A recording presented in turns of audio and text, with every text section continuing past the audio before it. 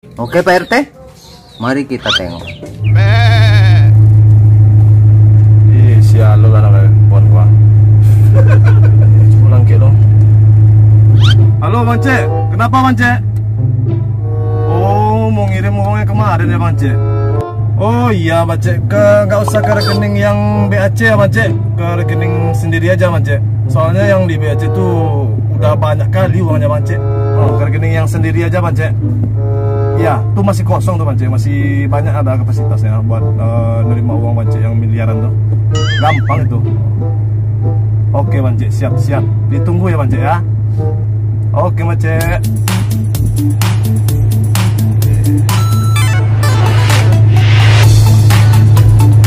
Deh, masuk lebih di cele ya. Titi patang sudah nabi habis ya dong. Panjang kamar ada habisan titi gini deh kong. Payah jadi orang kayu karena di nak dosa di do baala caru kong. Deh, kamar ada buang piti banyak iko lepannya wah. Siapa yang ni orang piti gini kong. Oh iya nak dan urus lah pajak-pajak ni lu piti banyak asal awak nak dong bayar pajak. Awak ku edit dunia kau harus taat dia pajak awak. Ah, iya nak ya lah. Nah, tadi lah PT ko dulu ah. Ah, PT ni ko. Jalan lah tadi PT lu. Jadi yang jadi mah.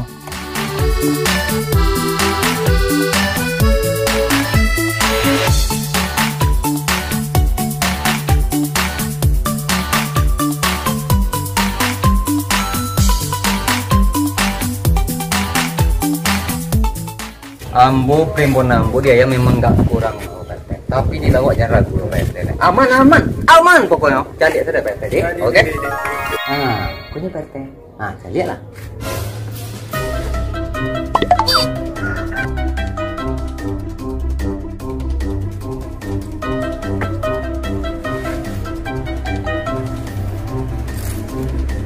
Mah, iya.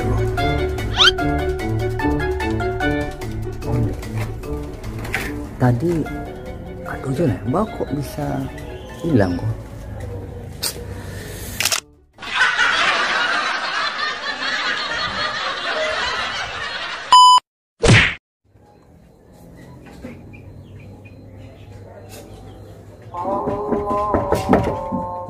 Assalamualaikum. Betul. Siapa juga kuah. Ah, yo, salam. Susu lah.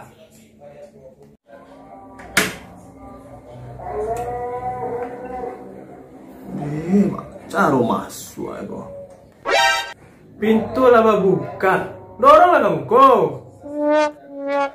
Onde iya teh masuk dah. Baik pintu kulit mahal tu ini yo. Onde mande. Angkot. Onde. Tatabu. Tumben mari mah. Aduh.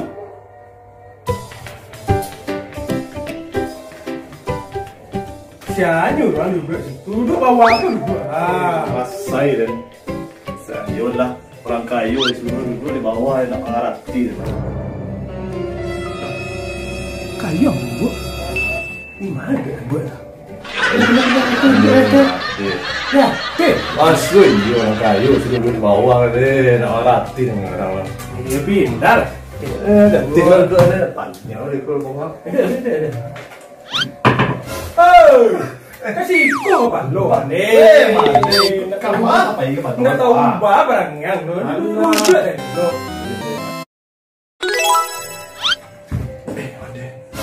Bapak, tete.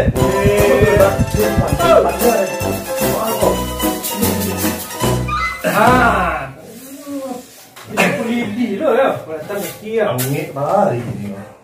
Nah itu lo. Mangga bari ko. Ada misalnya itu.